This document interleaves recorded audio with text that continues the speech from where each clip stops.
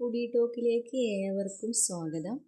ഇന്ന് നമുക്ക് പീച്ചിങ്ങ വെച്ച് ഒരു ഒഴിച്ചുകറീൻ്റെ റെസിപ്പി നോക്കാം കേട്ടോ. ഇതിന് വേണ്ടി ഞാൻ ഒരു പാനിലേക്ക് 1 ടേബിൾ സ്പൂൺ അളവിൽ വെളിച്ചെണ്ണ ചേർത്ത് കൊടുത്തിട്ടുണ്ട്. ഒന്ന് ചൂടായി വരുമ്പോൾ കടുകും വറ്റൽമുളകും ഇട്ട് കൊടുത്തൊന്ന് പൊട്ടിച്ച് പച്ചമുളകും വെളുത്തുള്ളിയും അതുപോലെ ചെറിയ ഉള്ളിയും ചേർത്ത് ഒന്ന് വഴറ്റിയെടുക്കാം. അതൊന്ന് വഴന്നതിന് ശേഷം ഒരു തണ്ട് കറിവേപ്പില ചേർത്ത് കൊടുക്കുന്നുണ്ട് കേട്ടോ.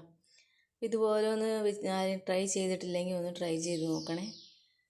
ഇനി നമുക്കിതിലേക്ക് ആവശ്യമായിട്ടുള്ളത് തക്കാളിയാണ്. തക്കാളി ഇപ്പോൾ ഞാൻ 2 തക്കാളി മീഡിയം സൈസിലുള്ള 2 തക്കാളി എടുത്തിട്ടുണ്ട് കേട്ടോ.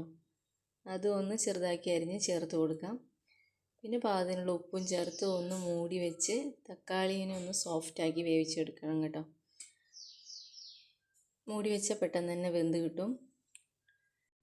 സബ്സ്ക്രൈബ് ചെയ്യാതെ ആരെങ്കിലും വീഡിയോ കാണുന്നുണ്ടെങ്കിൽ ഒന്ന് സബ്സ്ക്രൈബ് ചെയ്ത് സപ്പോർട്ട് ചെയ്യണം കേട്ടോ.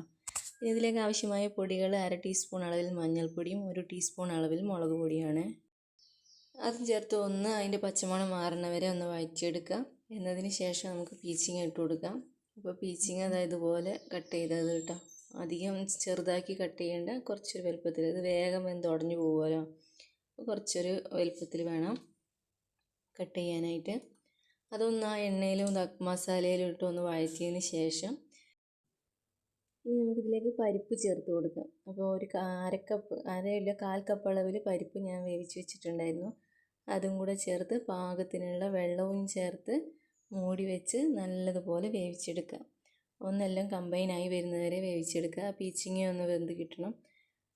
അപ്പോൾ ഇത്ര തന്നെ ഉള്ളൂ കേട്ടോ. നല്ലൊരു ഒഴിച്ചു കറിയാണ്, ചോറിനായാലും ചപ്പാത്തിക്കായാലും ഒക്കെ ഓക്കെ. അപ്പോൾ ഇത്ര തന്നെയുള്ളൂ. Thank you for watching and please subscribe my channel foodie talk and support me.